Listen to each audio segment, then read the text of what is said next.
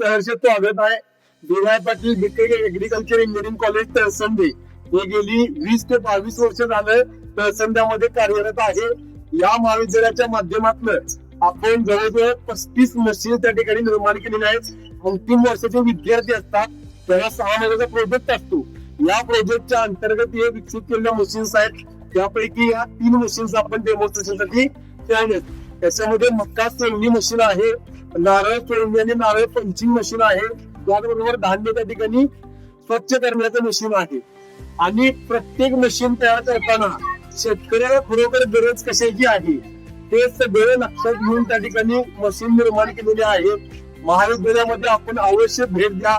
त्याचबरोबर जे त्या ठिकाणी तुमच्याकडे 10वी 11वी 12वी विद्यार्थी आहेत त्यांना देखील या गोष्टी दाखवा.